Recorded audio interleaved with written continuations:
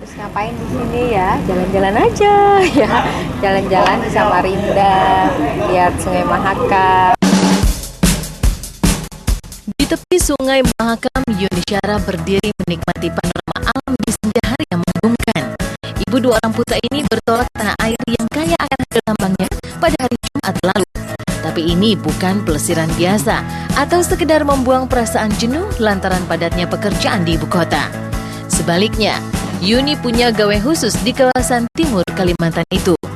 Percaya atau tidak, sejak 3 tahun lalu Yuni menanamkan sebagian modalnya pada salah satu perusahaan batubara di Samarinda, Kalimantan Timur.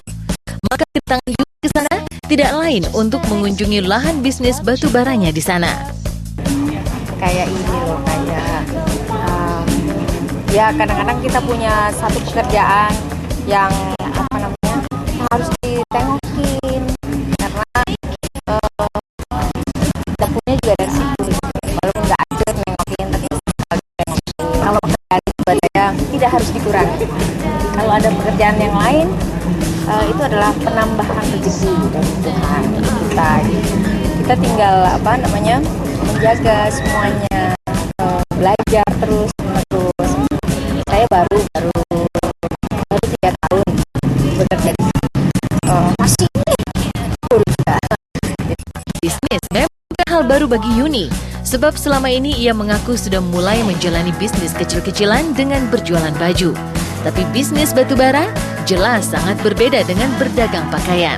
Selain dunianya sangat asing, Yuni juga harus menempuh perjalanan panjang dan melelahkan sebelum sampai di lokasi tambang batubara tempat ia menanamkan modalnya.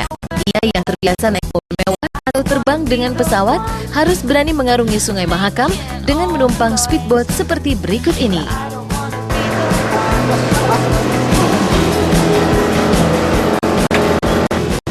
biasanya naik enggak, biasanya kita darat aja. Ini biar karena waktunya kan harus prediksinya tadi jam 4. Yang terlama tuh naik speedboat 4 jam di Malinau. Malinau itu sarankan di sana aja.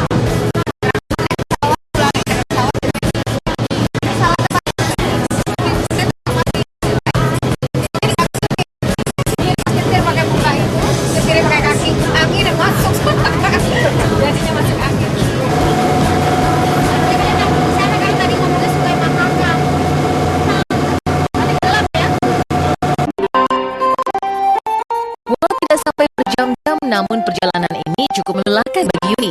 Mulai mencicipi makan malam di sebuah restoran, ini bergegas ke hotel untuk beristirahat. Hari berikutnya, saat yang dinantikan Yuni tiba. Dengan kembali menumpang speedboat, Yuni dihantar menuju area tambang batubara, tempat ia menyemai sebagian uangnya. Setiba di dermaga, wajah Yuni tampak ceria ketika melihat tumpukan batubara cermin masa depan bisnis yang digelutinya ini. Dan simaklah betapa pastinya Yuni menjelaskan proses pengolahan batubara berikut ini. Ya teman-teman, sekarang kita sampai di pelabuhan ini. Kita lihat nanti cara processing batu itu dari yang besar masuk ke reser jadi yang kecil, terus baru masuk ke dalam lubang-lubangnya ya. Lihat yuk. Tadi setelah kita lewati ya bergunung-gunung, kita sudah topan. Proses dari ini batunya masih gede-gede nih yang diambil dari tambang. Nah itu dilihat kan masih ada yang bongkahan yang gede-gede. Bongkahan yang gede-gede. Terus ini masuk sini. Ini namanya crushing. Potong jadi yang kecil-kecil. Sekilas rasanya area tambang itu bukan tempat yang pas buat Yuni Syara. Secara fisik sosoknya terlalu lain dan mungil untuk berdiri di antara gundukan batubara yang hitam dan berdebu. Apalagi penghuni daerah tambang itu rata-rata kaum Adam berotot kekar dengan kulit gelap karena terbakar suhu yang cukup tinggi. Masih ke tempat yang gini ini sebenarnya kalau misalnya dari kantor semuanya nggak pasang bagi semua. Tapi ya kalau sampingnya deket ya kan. Kadang-kadang ada rasanya berat tapi selagi saya bisa, selagi saya mampu, mudah-mudahan saya bisa jalanin itu. Yang penting kuncinya pokoknya satu, saya sehat aja ya. Sehat, insya Allah saya ada manfaatnya. Nanti pastinya buat keluarga dulu, selanjutnya mungkin buat orang lain. Di Samarinda, Yuni tak peduli kalau kulit karena dijemur di bawah matahari.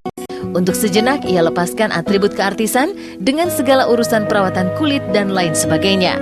Tapi di Samarinda, di antara tumpukan batu bara yang hitam pekat, ia tanamkan sebagian jaminan masa depannya serta kedua putranya. Setidaknya, disinilah Yuni menyimpan dana pensiun yang tidak akan ia dapatkan dari dunia hiburan yang sudah puluhan tahun ia geluti. Cukup untuk pensiun Mbak Yuni sama anak cucunya. Makanya saya mesti serius di sini karena panjang sekali urusannya. Insya Allah, mudah-mudahan nanti pas saat saya memang nggak kuat lagi, anak saya masih tetap bisa sekolah, masih bisa hidup semuanya.